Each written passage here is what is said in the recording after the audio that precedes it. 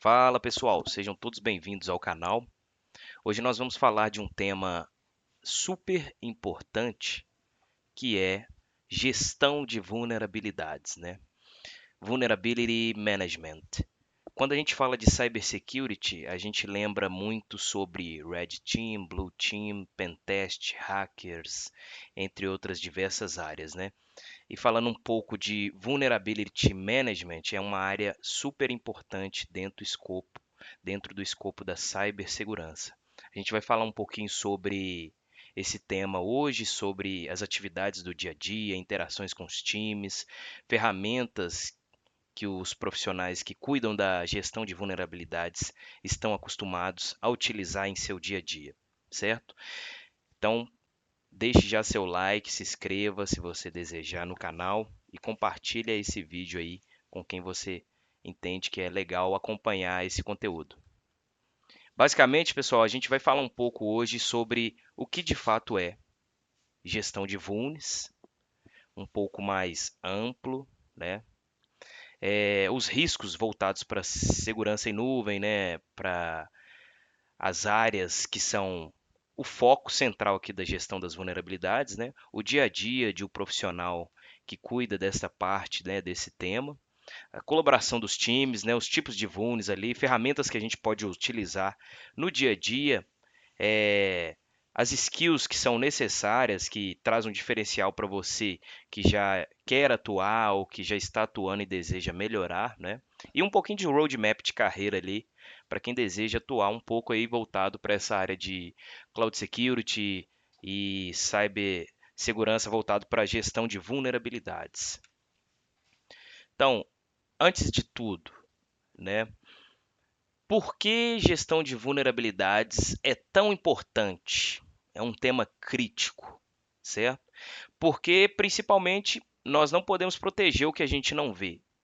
Então, é aí que entra a gestão das vulnerabilidades. Ela vai te apoiar na redução dos riscos, prevenção contra brechas de segurança, melhorar sua visibilidade, vai te ajudar ali a priorizar as remediações, o que que é mais crítico, o que é um pouco menos crítico, o que é medium, o que é critical, o que é high, certo? Suporte de compliance, né, para melhorar o seu nível de compliance do seu produto, né, e a reputação do seu negócio, né, para proteger a reputação do seu negócio.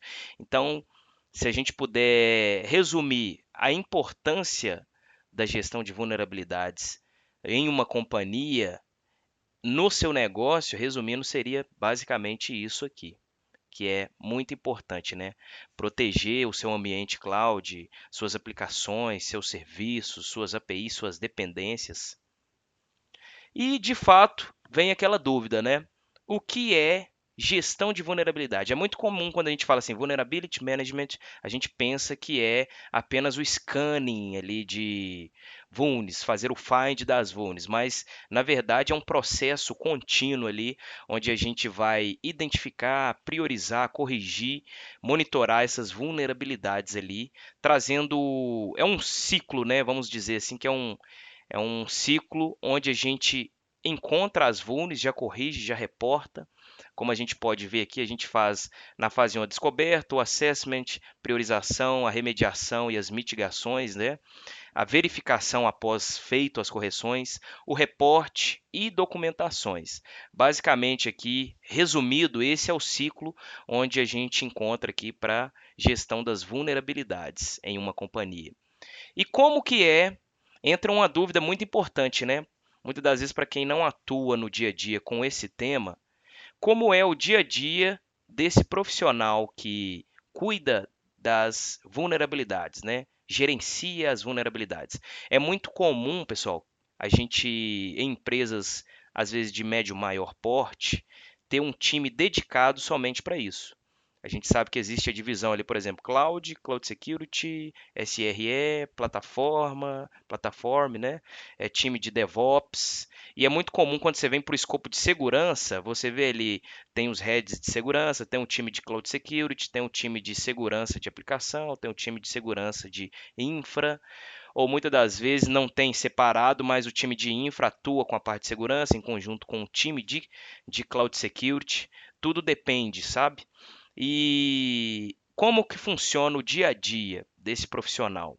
É muito comum a gente entender o seguinte: Vulnerability Management é um serviço altamente colaborativo, porque você tem que atuar diretamente com times de desenvolvimento. É muito comum você envolver com os líderes ali de Scrum, de Cloud Security, de plataforma, enfim. Mas o dia a dia, resumindo, é muito comum a gente atuar na análise dos findings, certo? Vamos pensar o seguinte: você tem uma ferramenta de CSPM, DSPM, CWPP, onde você tem ali, você faz o monitoramento do seu workload na nuvem ou on-premise, seja o que for. Vamos falar exemplo, Wiz.io, Orca, serviços de segurança nativo da cloud, seja AWS, seja GCP, seja Azure ou CI, enfim. Você vai fazer a análise desses finds. Você, uma vez que configurou essa ferramenta, que é um exemplo, Orca Security, Wiz.io, ela vai fazer todo o scanning da sua nuvem e vai trazer para você os reportes ali. Foram encontrados X quantidade de vulns críticas, Y quantidade de vulns high, certo? Uma vez que feito essa análise, esse finding é encontrado, é, é levantado aquela questão de entendimento do risco para o negócio. Ah, a gente encontrou 5.000 vulnerabilidades e 500 delas são critical e impactam de forma muito alta o negócio, né? É uma exposição muito crítica, um CVE assim gigantesco em nível de criticidade, certo? É onde entra ali o entendimento dos riscos de negócio, o que que impacta o negócio, né? Como que a gente vai validar se é um falso positivo, também citado aqui, e priorizar essas remediações. Um exemplo, eu trabalho numa companhia e nós temos um certo X tempo de prioridade de SLA para correção das vulnes. Um exemplo, 15 dias para correção do que é, vamos colocar aqui, container image. 30 dias para servidores Windows eu tenho ali para correção dessas vulnes que foram encontradas para servidores Windows. O patch precisa ser executado, por exemplo, em 30 dias no máximo, aquela desde quando ela surgiu pela primeira vez. Para Linux um tempo menor.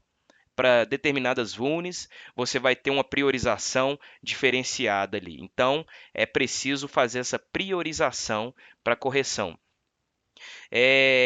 Então, a gente vê um tema também muito importante. É um trabalho que você atua com diversos times.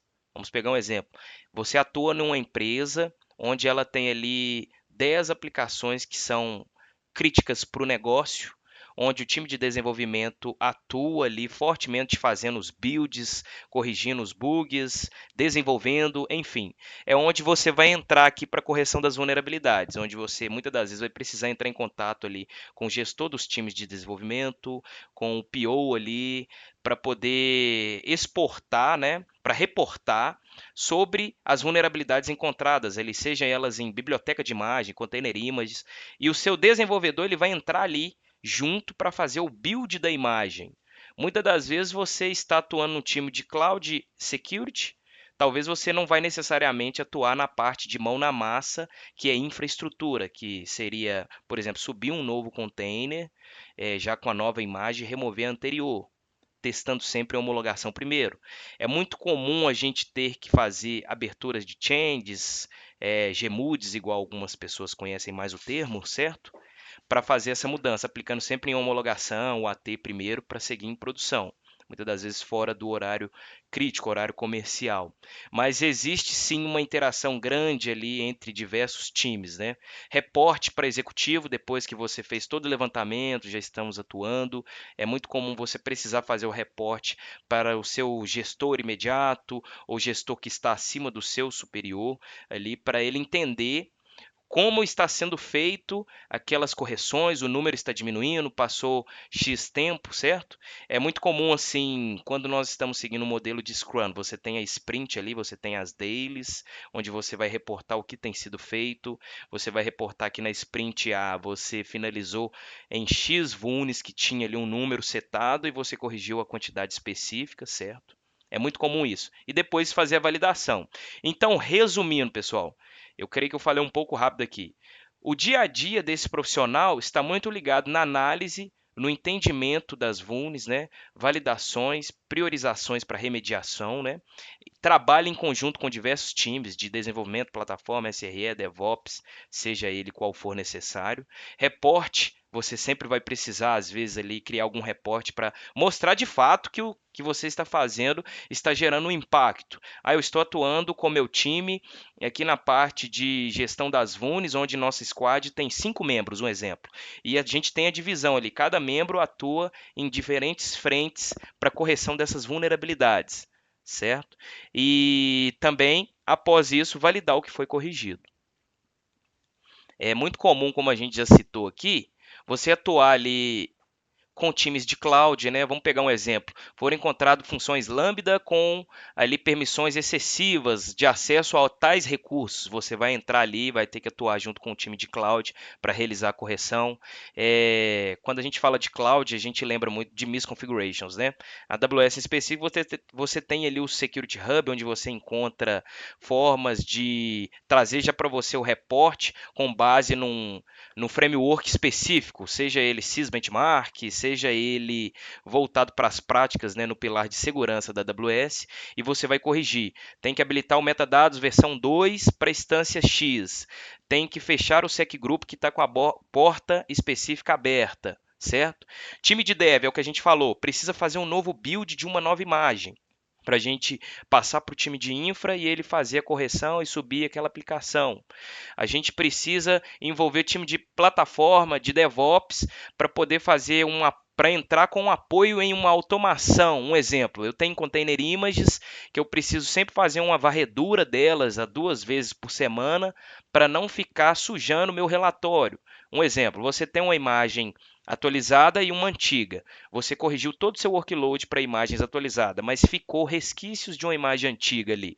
É onde entraria uma pipeline para executar uma remoção de container images não utilizada, onde o time de DevOps vai apoiar nessa esteira aí do CI/CD, quando for feito a implementação já remover a antiga, ou criar um Ansible junto com o Terraform ali, onde é muito comum os times de DevOps, SRE, plataforma atuarem, certo? Time de governança, muito comum a gente ter que atuar com o time de governança, times de segurança da companhia. Isso é muito comum eles fazerem esse acompanhamento semanal, acompanhamento mensal da quantidade de vulnerabilidades, do escopo que está sendo corrigido, né? Muito comum a gente utilizar ferramentas de CIEM, que muitas das vezes vão trazer esse reporte unificado, né, em uma única console, certo? Empresas de médio, grande porte, às vezes até menores, é muito comum de termos um dash executivo, né, que muitas das vezes ele vai trazer o tipo da vulnerabilidade, qual que é o escopo, se já está fora do SLA, se está dentro do SLA, onde aquele ambiente está localizado, certo? E basicamente isso aqui é um trabalho em conjunto, né? A segurança ela não funciona, segurança na gestão de vulns, ela não funciona somente com o time de segurança, né? Vamos pensar o seguinte: eu tenho que corrigir uma quantidade gigantesca de vulnerabilidades e eu quero passar para o time de segurança. Automaticamente, somente o time de segurança não vai conseguir reportar, corrigir, mas sim quando a gente trabalha em conjunto com diversas outras áreas. Voltando aqui nos tipos de vulnerabilidades, né? Tipos comuns de vulnerabilidade. Aqui é apenas um exemplo prático disso. Quando a gente fala de misconfiguration de cloud, a gente pode ter um público S3 ali, você vai precisar atuar, corrigir isso. Um EC2 que tem um secgroup habilitado com portas específicas abertas, entre outros recursos cloud, certo? Exposição de IAM, permissões excessivas, onde você vai entrar ali, vai corrigir. Eu até citei aqui o DSPM, a gente tem ferramentas incríveis de mercado hoje, tais como Sierra, Nimbus, onde a gente pode utilizar ali para trazer todos os reportes, onde você precisa habilitar um log que não está habilitado, onde você encontrou uma credencial em plain text que você precisa entender o porquê, um bucket público, um RDS que precisa habilitar os logs para monitoramento, certo? certo? Em containers, a gente tem imagens com vulnerabilidade, onde você vai precisar. É até legal falar de container, porque é muito comum a gente ter uma divisão, certo? Container de aplicação, por exemplo, onde o desenvolvedor é muito comum ele precisar fazer o build, você vai fazer o app daquele container na aplicação em homologação, testar, validar, vai ter uma change ali para aplicar em prod e você vai seguir. Mas também temos container, casos de container image, onde a gente está falando mais voltado para infraestrutura, tais como vou atualizar um Nginx para a versão Y, da versão Y para X. Vou atualizar uma parte da versão Y para X. O MySQL que também está rodando em container, vou subir para uma versão superior, atualizada. E dessa forma, diversos outros componentes voltados para container image aqui. Kubernetes, é muito comum a gente aplicar correções de vulnerabilidades em Kubernetes. Preciso atualizar um cluster da versão 1.31 para 1.35. Preciso atualizar um node group com a imagem mais recente com base naquela OS image que está rodando em Amazon Linux 23. Um exemplo, né? Amazon Linux 2. Eu preciso atualizar um add-on, eu preciso atualizar um Helm chart. Isso são alguns tipos de vulnerabilidades comuns voltadas para Kubernetes, onde você vai atuar. É muito comum isso aqui. Lembrando, pessoal, que é muito comum também falar o seguinte: eu tenho um time que é dedicado para cuidar disso. Muitas das vezes esse time atua muito próximo da infraestrutura ali, ou cloud security, certo? Eu tenho um time que não é tão dedicado nesse tema, mas ele sempre direciona para quem vai atuar. É um tema muito importante, né, e crítico para a empresa, né? Serverless, funções com privilégio excessivo, servidores de infra. Eu tenho que aplicar patch para corrigir kernel e outros pacotes.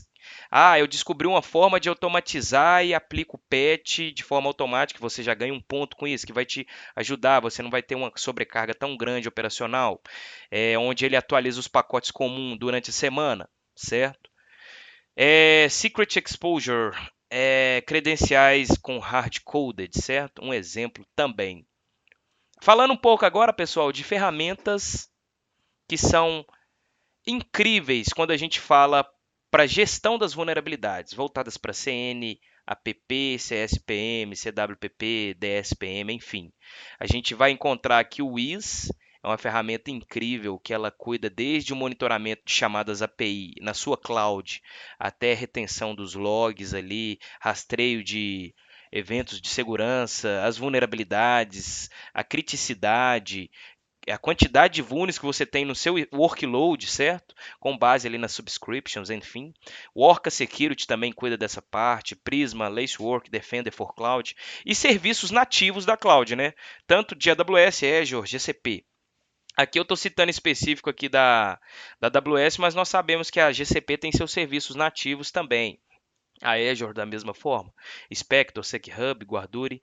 Aqueles que desejarem, fiquem à vontade. Joga aí no Google, pesquisa sobre essas ferramentas, como funciona, como implementar, qual o custo disso, certo?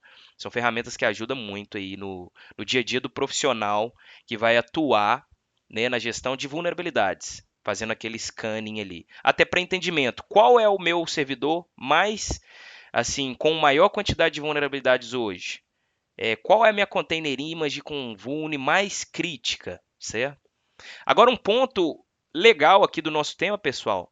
Quando a gente fala de vulnerability management, quais são as skills que são esperadas desse profissional? É muito comum, né? É muito importante. Vamos falar comum não. É muito importante que esse profissional ele tenha um conhecimento ali dos fundamentos da cloud, né?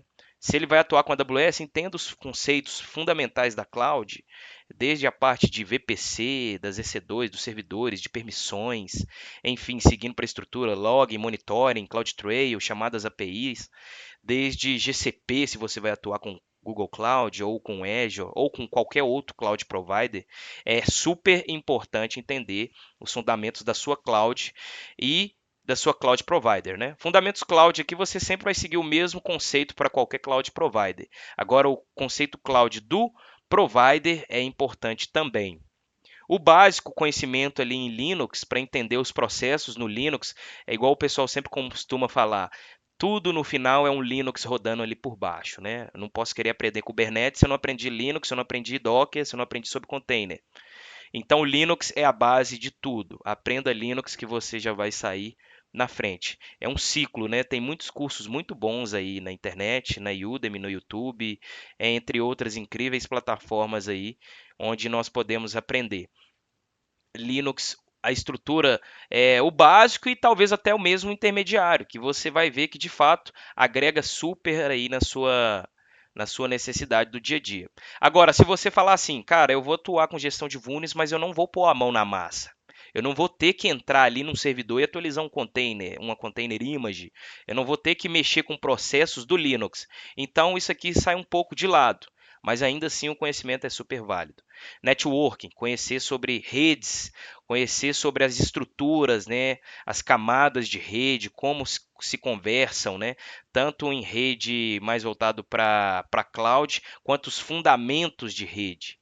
IAM, foque em aprender sobre identidade de acesso no seu provedor. Isso é super importante. Como funcionam os grupos, como funcionam os usuários, como funciona o Identity Center na AWS, como que funciona essa granularidade de criação de políticas de IAM. Containers. Containers é um tema super importante. Containers aqui a gente vai ver que fala um pouco ali voltado para o Docker, né? Docker é o principal hoje, né, que a gente pode dizer assim. Aprender um pouco sobre criação de imagem, como deployar uma imagem em container, como subir um app pequeno em container, como configurar um compose. O básico do Kubernetes também é essencial. Você não precisa ser expert em Kubernetes, mas entender como funciona o Kubernetes em si. Ah, ele está rodando em qual versão? Eu tenho quantos node groups, né? Falando de AWS aqui. Eu tenho quantos node groups, quantos nós em cada node group, quais aplicações estão na parte de infra, quais estão rodando na parte de aplicação, quais addons estão ligados a esse cluster, quais os Helm charts estão sendo utilizados. Aprenda sobre priorização de risco, o que é mais crítico hoje para o negócio. Entenda a leitura sobre o CVE, CVSS, a leitura do entendimento, o que foi encontrado, como remediar, certo? E também um ponto, pessoal, que é legal frisar aqui, são as skills de comunicação, onde você vai constantemente ter que entrar em conjunto com o time de desenvolvimento, os gestores, reportar para o seu gestor e falar aí sobre o seu cenário atual. O fluxo real do processo de gestão de vulnerabilidades. Resumindo, detecção, você detecta o que você tem de vulns, você faz a análise do que você já detectou, você faz a validação daquele risco, qual o nível de risco. Você faz a priorização, vamos priorizar as vulnerabilidades que já venceram o SLA. Não, vamos priorizar tudo que é crítico primeiro. Não, vamos priorizar esse workload específico, que é aquele vai esperar. Comunicação, você vai efetuar a comunicação uma vez que você priorizou sobre a sua correção. Você já vai ter uma change, uma gmood, onde você descreve a versão que você está, a versão para onde você está indo, qual o impacto disso, qual o valor que você recebe com isso, né? A remediação em si, aí entra a atuação dos times responsáveis aqui, entra as automações, entra tudo que é hands-on nessa parte aqui. Feito isso, feito a remediação, nós vamos entrar na fase de verificação. Você já remediou, você vai verificar aquilo que você remediou e, de fato, se saiu do relatório, não, não saiu, continuou alguns reportes. Você vai gerar um reporte daquilo que você já corrigiu, você vai ver que agora seu número diminuiu. Não, ele aumentou. É muito comum quando a gente fala de fluxo, né, desse processo de gestão das vulns, fica parecendo que a gente está enxugando gelo, né? Não sei se já ouviram essa expressão. É um ciclo sem fim. Então, quando a gente não consegue atuar em automações para apoiar, fica aquele trabalho sempre muito manual, sempre repetitivo. Você corrigiu hoje, amanhã já tem o dobro. Corrigiu 1.000 hoje, amanhã já tem 3.000. Então, é um trabalho contínuo, né, para você manter ali o seu workload o mais seguro, né? Um monitoramento contínuo é necessário. certo? Até porque é muito comum a gente subir uma nova stack de uma aplicação específica, aplicação ABC. E com isso, o cluster que foi lançado com os containers já trouxe ali 2.000 vulnerabilidades. Aí você já surta, né? Você já, opa, já aumentou muito. Mas é muito comum isso no dia a dia. E por que, pessoal, a gente entende que a automação na gestão das vulns é tão importante? Pensa o seguinte: quando eu não tenho automação, eu vou ter as remediações de uma forma mais lenta. Vou ter que corrigir tudo muito manual. É muito comum ter erros humanos, patch inconsistente, sobrecarga operacional. E com automação, a gente vai ter uma remediação mais veloz, uma melhor consistência, uma escalabilidade melhor, reduzir esforço operacional, certo? A gente tem alguns cenários aqui, patch de EC2, onde a gente pode usar o Ansible, Terraform, container cleanup, onde a gente pode usar o Ansible para fazer a limpeza, upgrade de EKS, a gente pode atualizar de forma automatizada o nosso cluster, o node groups, em dependências ali, Helm charts, imagens vulneráveis, onde a gente pode automatizar com algumas formas ali bem legais para isso. E falando um pouco aqui agora de desafios, os maiores desafios que a gente encontra hoje na área de gestão de vulnerabilidades. Uma delas é sobrecarga de vulnerabilidade. Você começa com 2.000, começa a subir para 3, 5, 10, onde fica um pouco pesado para você gerenciar isso. Falso positivo, às vezes entra muitos falsos positivos, onde você tem que fazer análise, corrigir ali, ou muitas vezes você entende que é o falso positivo, você não vai necessariamente precisar corrigir, mas precisa reportar. Dev deadline, resistência de patch, onde muitas das vezes se aplica um patch, aí na semana seguinte o responsável não aplicou devido a algumas demandas. É algo que é um trabalho muito repetitivo. Sistemas legados. Temos um sistema que gerou 1.000 vulnerabilidades, mas é legado. Não tem ainda uma forma de atualizar, ou tem que tirar ele do escopo que está hoje e migrar para uma versão mais nova. E falta de dono, né? Senso de dono do negócio aqui. Isso aqui muitas das vezes é o que impacta. Temos 2.000 vulnerabilidades no produto X, mas você não encontra quem é o responsável, ou às vezes encontra, mas fica aquela questão complicada para correção, certo? E agora, pessoal, resumindo aqui, um conselho de carreira, falando assim, como começar em gerenciamento de vulnerabilidades. O roadmap básico que eu poderia dizer é cloud, foque em cloud, aprenda Linux, network, fundamentos de segurança, aprenda sobre container, Kubernetes. Se você vai atuar voltado para serverless, aprenda serverless também. Vai focar mais em nuvem, gestão das vulns em nuvem, foque em nuvem, os serviços voltados para a nuvem. Ferramentas de vulnerabilidades tais como o Israel, Orca, entre outras incríveis, e aprenda um pouco sobre gerenciamento de riscos. São muito importantes. E é isso aí, pessoal. Espero que tenham gostado aí do vídeo. Se gostou, deixa seu joinha aí e até a próxima.